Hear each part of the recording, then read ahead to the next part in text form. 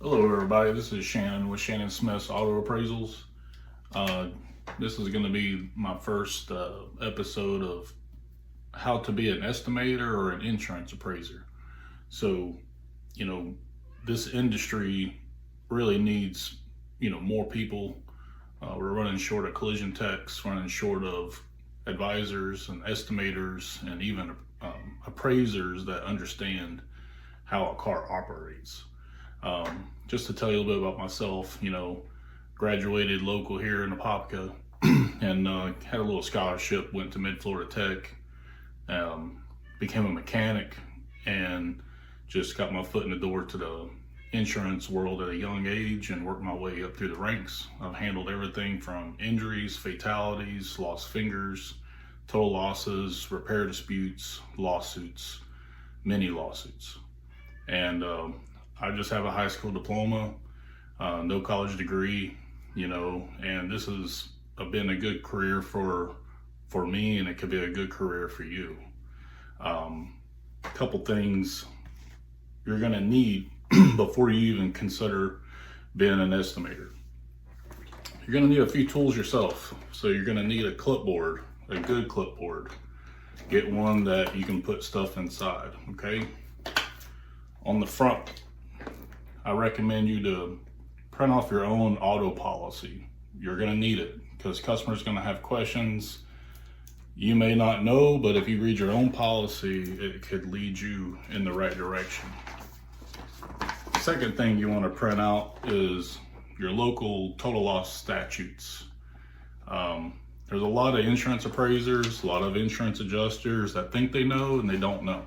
So like here in Florida, you cannot repair your vehicle over 100% of the value without all parties agreeing. That's a very important rule. This thing here, some people use, I keep it on my clipboard. It's just a stripe kind of template. And what you would do is to look at your dents or anything, you would just kind of hold it in the light, capture the reflection in the door. We'll go over that later on. This is just an introductory and giving you a kind of like what to buy if you're going to consider being an auto damage estimator. I recommend getting an iPhone. It just works better. Most all shops use CCC. The insurance companies use CCC. Man, I just find it easier, to work with. I mean, it's Android's a little difficult with the CCC app, and my personal recommendation would be an iPhone. So talking about what's inside your clipboard. First, I would suggest networking, okay? If you're going to a body shop, your first network should be a good attorney, okay? Your clients are gonna need it. Realize when your client comes to you, they suffered a traumatic situation, okay? So they might have got T-boned by a truck, rear-ended, they're scared, they're broke, it's high, living expenses right now. They got a lot of worries on their head. Need to form a bond with a good attorney that will also help with the car. There's a lot of attorneys out there that won't help with the car, which that's where I come into play. Just call me and I'll freaking help you. But appraisers only have certain degrees. So me personally, I use Irvin & Irvin here in Winter Park, Florida. They're great. They treat their clients great. And basically when I need help, they're there to help my client. And what I mean help my client is some insurance companies, they write at super low rates and, rates that hasn't even been in effect since 2016. So your customer may have to pay $3,000 out of pocket, $2,000 out of pocket. This gentleman, as long as he's repping for the injury, he'll help with the car too. He does a little bit of diminishment in value if it's over 10 grand. He's a good resource. You also want to keep auto diagnostic people, glass vendors, people that you trust You know, just have some network in your clipboard. So we're going to open my clipboard, and just to kind of show you, it's kind of got a handful. You're going to need some auto markers, which the shop should supply, but I'd buy an auto marker just to show like you're ready to rock and roll. You're not just a rookie. You've been trained by me and you come prepared. You need some magnets. Like, this is more for insurance. This is what we call related prior damage magnet.